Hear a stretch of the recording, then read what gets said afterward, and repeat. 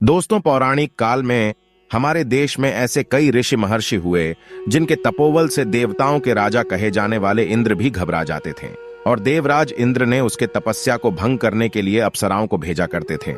वैसे तो ऐसे ऐसे कई कथाओं के बारे में आप सभी ने सुन या पढ़ रखा होगा, लेकिन दोस्तों, आज हम आपको एक ऐसे ऋषि के कथा बताने जा रहे हैं जिनके तपस्या से घबराकर जब भगवान इंद्र ने एक अप्सरा को भेजा तो ऋषि ने उस अप्सरा को एक गुफा में ले जाकर उसके साथ करीब हजारों वर्षों तक भोग विलास किया।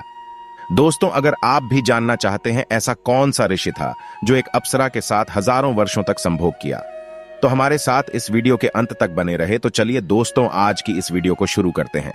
पौराणिक काल में वेद के ज्ञाताओं में श्रेष्ठ और महान ऋषि कंडू हुआ करते थे, जिनका आश्रम कुंती नदी के तट पर हुआ करता था।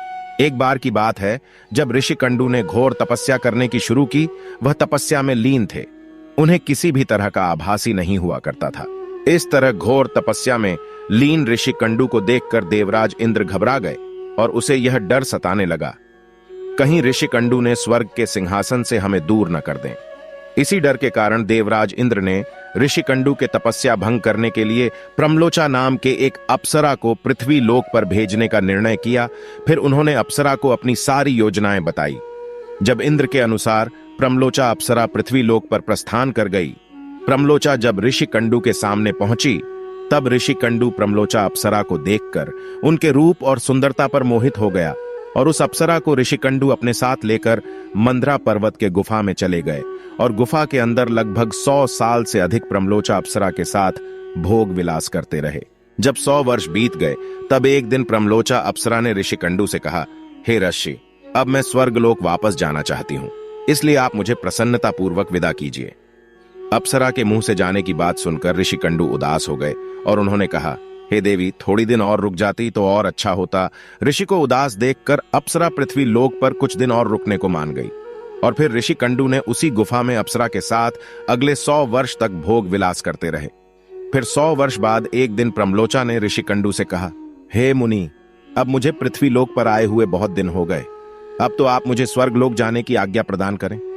ऋषि कंडू अप्सरा की बात सुनकर फिर व्यतीत हो गए और ऋषि कंडू बोले, हे देवी, अभी और कुछ दिन रुक। इसी प्रकार कई 100 वर्ष बीत गए। जब भी प्रमलोचा अप्सरा स्वर्गलोक जाने की बात ऋषि कंडू से कहती तो वह उसे किसी तरह से मना लेते और अप्सरा ने ऋषि के श्राप के डर से कुछ नहीं कह पाती। उधर महर्षि के काम वासना में लीप्त होने से अप्सरा के प्रति नित्य दिन उसका प्रेम बढ़ता ही जा रहा था। एक दिन की बात है, ऋषि कंडू तेजी से अपने कुटिया से निकल रहे थे। तभी प्रमलोचा उसके पास आई और पूछी, हे मुनि, आप कहां जा रहे हैं? अप्सरा से कंडू ने बोले, हे भद्रे, दिन अस्त हो चुका है, इसलिए मैं संध्या उपासना करने जा रहा हूं। अगर ऐसा नहीं हुआ तो मेरा धर्म नष्ट हो जाएगा।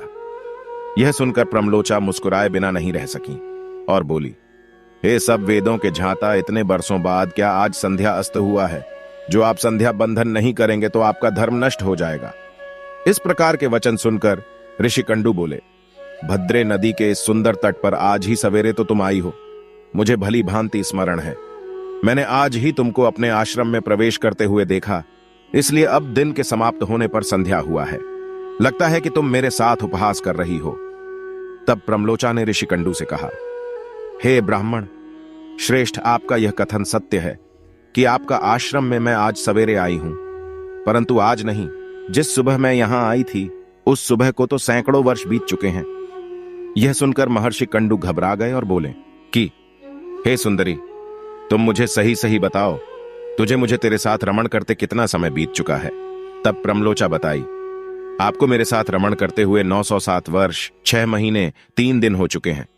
यह सुनकर ऋषि कंडू हैरान रह गए और बोले, हे प्रिया, क्या तुम सत्य कह रही हो या फिर मेरे साथ कोई मजाक कर रही हो?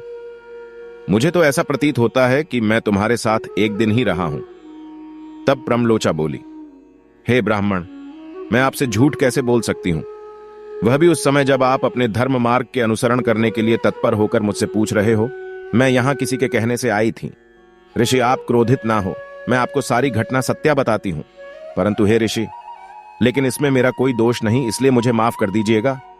तब ऋषि कंडू ने कहा, जल्दी बताओ, तुझे यहां किसने भेजा था?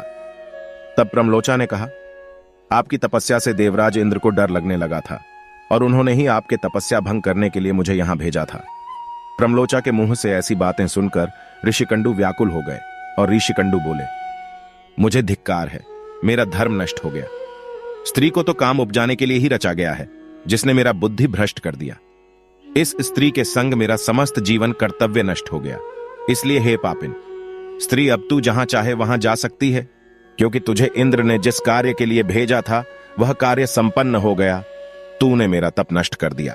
महर्षि को इस तरह क्रोधित देख प्रमलोचा भय से कांपने लगी, जिस वजह से प्रमलोचा का पूरा शरीर पसीने से भींग गया था। महर्षि के बार बार फटकारने करने से प्रमलोचा आश्रम से बाहर निकली और आकाश मार्ग से जाते समय अपना सारा पसीना पेड़ के पत्तों में पोंछा। वह सुंदरी ऐसे ही पसीना पोंछते पोंछते एक वृक्ष से दूसरे वृक्ष पर चलती गई। उस समय ऋषि ने जो गर्भ प्रमलोचा में स्थापित किया था वह भी अप्सरा के शरीर से रंग सतरंगों के रूप में पसीने के साथ बाहर आ गया। तब उस गर्भ को वायु ने इकट्ठा किया और वृक्षों ने उसे ग्रहण किया। सूरज अपने किरणें से पोषित करने लगा, जिससे वह धीरे धीरे बढ़ने लगा। उसके बाद समय पूर्ण होने पर उस गर्भ से वीरसा नामक कन्या उत्पन्न हुई, जो ऋषिकंडु, सूर्य देव तथा वायु के भी पुत्री कहलाई। तो दोस्तों, उम्मीद करते हैं कि आपको यह हमारी वीडियो पसंद आई होगी। अगर आपको यह वीडियो पसंद आए तो इस वीडियो को लाइक करें, चैनल को सब्सक्राइब करें और अपने दोस्तों को यह वीडियो जरूर शेयर करें। धन्यवाद।